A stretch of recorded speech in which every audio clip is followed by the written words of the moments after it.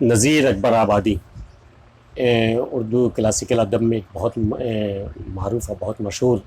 شاعر گزرے ہیں،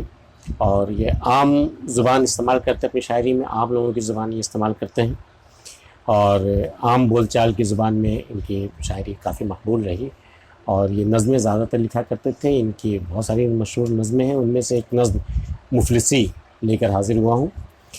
کہ جب آدمی کے حال پہ آتی ہے مفلسی، کس کس طرح سے اس کو ستاتی ہے مفلسی،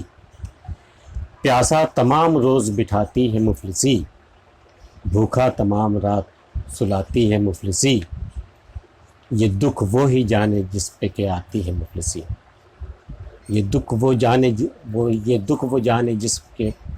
جس پہ کہ آتی ہے مفلسی۔ کہیے تو اب حکیم کی سب سے بڑی ہے شان،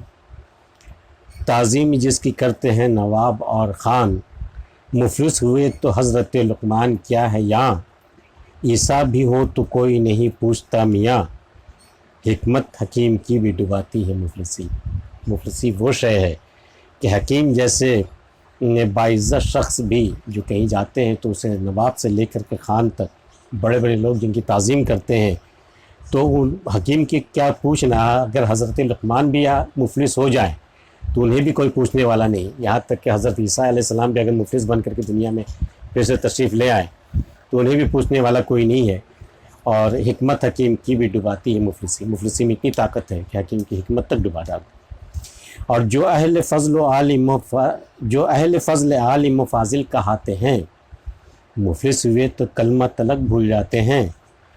اور پوچھے کوئی الف تو وہ بے بتاتے ہیں، وہ جو غریب غربا کے لڑکے پڑھاتے ہیں، ان کی تو عمر بھر نہیں جاتی ہے مفلسی۔ ویسے شخص جو ایسے عالم و فاضل کہلاتے ہیں، وہ شخص بھی مفلسی اگر انہیں آ جائے تو وہ کلمہ تک بھول جاتے ہیں، اور کوئی جو استاد ہے کوئی ان سے اگر الف پوچھے تو وہ بے بتاتے ہیں، اور وہ جو غریب غربا کے لڑکے پڑھاتے ہیں، اور وہ مولوی جو غریب غربا کو لڑکیوں کو پڑھاتے ہیں، ان کی عمر بھر نہیں جاتی ہے مفلسی۔ اور نقاش پر بھی زور جب آپ مفلسی کرے، سب رنگ دم میں کر دے مصور کے کرکرے، صورت بھی اس کی دیکھ کے منہ کھینچ رہے پرے، تصویر اور نقش میں کیا رنگ وہ بھرے، اس کے تو منہ کا رنگ اڑاتی ہے مفلسی۔ ایک مصور ہے، وہ بیچارہ اپنی تصویر میں رنگ کیا بھرے جس پر مفلسی آ چکی ہو، خود اس کے چہرے کا رنگ ہی اڑا ہوا ہے، تو وہ کیا کسی تصویر میں رنگ بھر سکتا ہے۔ اور اس کا اگلا بند ہے کہ مفلس کا درد دل میں کوئی ٹھانتا نہیں، مفلس کا درد دل میں کوئی ٹھانتا نہیں، مفلس کی بات کو بھی کوئی مانتا نہیں، ذات اور حسب نسب کی کو کوئی جانتا نہیں، صورت بھی اس کی پھر کوئی پہچانتا نہیں، یہاں تک نظر سے اس کو گراتی ہے مفلسی۔ کوئی مفلس شخص کی کا درد تو کوئی محسوس کرتا بھی نہیں ہے، کوئی اپنے دل میں اسے ٹھکانہ دیتا بھی نہیں ہے، اور اس کی نہ کوئی اس کی بات مانتا، نہ اس کی کوئی ذات میں کسی کی دلچسپی ہوتی ہے، نہ حسب و نسب میں اس کی دلچسپی ہوتی ہے، یہاں تک کہ اس کی صورت بھی کوئی نہیں پہچانتا، یہاں تک نظر سے اس کو گراتی ہے مفلسی۔ اور ہر آن دوستوں کی محبت گھٹاتی ہے، جو آشنا ہے ان کی تو الفت گھٹاتی ہے، اپنے کی مہر غیر کی چاہت گھٹاتی ہے، شرم و حیا و عزت و حرمت گھٹاتی ہے، ہاں ناخن اور بال بڑھاتی ہے مفلسی۔ مفلسی صرف دو ہی چیزیں بڑھاتی ہیں، ایک ناخن،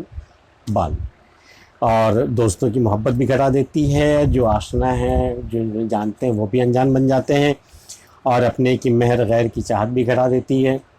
اور شرم و حیا و عزت و حرمت گھٹاتی ہے، ساری چیزیں ضائع ہو جاتی، ساری چیزیں نیست نابود ہو جاتی ہیں، ایک جیسی مفلسی آتی ہے۔ اور جب مفلسی ہوئی تو شرافت کہاں رہی، وہ قدر ذات کی وہ نجابت کہاں رہی، کرتے پھٹے تو لوگوں میں عزت کہاں رہی، تعظیم اور تواضع کی بابت کہاں رہی، مجلس کی جوتیوں پہ بٹھاتی ہے مفلسی۔ کیا حشر کرتی ہے یہ، جب مفلسی ہوئی تو شرافت کہاں رہی، نہ شرافت بچتی ہے نہ وہ قدر ذات بچتی ہے، کپڑے پھٹے تو لوگوں میں عزت کہاں رہی، کپڑے پھٹے میں لوگوں میں عزت بھی ختم ہو جاتی ہے. تعظیم اور تواضع کی بابت کہاں رہی؟ پوچھنی بیکار ہے تعظیم اور تواضع کی. یہاں تک کہ مجلس کی جوتیوں پہ بٹھاتی ہے. دروازے کے باہر جو جوتیاں اتار کے لوگ مجلس میں بیٹھتے ہیں ان جوتیوں تک پہ بٹھا دیتی ہے. مفلسی میں اتنی طاقت ہوتی ہے. اور مفلس کسی کا لڑکا جو لے پیار سے اٹھا، باپوس کے دے کے ہاتھ کا اور پاؤں کا کڑا، کہتا ہے کوئی جوت نہ لیوے کہیں چورا، نٹکھٹ اچک کا چور دغا باز گٹکٹا، 100 طرح کی عیب لگاتی ہے مفلسی. کوئی مفلس شخص کو اگر کسی بچے پہ پیار آ جائے، وہ اسے گود میں اٹھا لے تو اس کا باپ اس کے بچے کے ہاتھ میں پہنا ہوا وہ کڑا بھی چیک کر لیتا ہے، اس کی جوتی بھی چیک کر لیتا ہے بچے کی، کہیں یہ مفلس شخص اس کی کڑے اور اس کی جوتی نہ چرا لے. یہ نٹکھٹ، یہ اچکا چور، یہ دغا باز، یہ گٹکٹا. حالانکہ ایسے کوئی جرم اس پر ثابت نہیں ہے، ایسا کوئی الزام اس پر نہیں ہے، لیکن وہ اس بنا پر اسے دیکھتا ہے، بچے کو ہر طرح سے چیک کر لیتا ہے اس کی گود سے لے کر کے کہ کہیں اس کے ہاتھ کے کڑے یا اس کی جوتیاں تو نہیں چرا لی ہے اس نے. 100 طرح کے عیب لگاتی ہے مفلسی. دنیا میں لے کے شاہ سے یار تا فقیر، خالق نہ مفلسی میں کسی کو کرے اسیر. اشراف کو بناتی ہے کان میں فقیر، کیا کیا میں مفلسی کی خرابی کہوں نذیر. وہ جانے جس کے دل کو جلاتی ہے مفلسی. یہ دعا کر رہا ہے شاعر آخر میں کہ اے نذیر، دنیا میں چاہے وہ فقیر ہو یا چاہے وہ بادشاہ ہو، کبھی کسی کے حال پر مفلسی نہ آئے، اور خالق نہ مفلسی میں کسی کو کرے اسیر، کبھی کسی کو مفلسی میں مبتلا نہ کرے. اشراف کو بناتی ہے کان میں فقیر. وہ جو شرفا گنے جاتے ہیں جن کی عزت ہوتی ہے سماج میں، ایک آن میں ایک پل میں وہ فقیر میں شمار ہوتا ہے.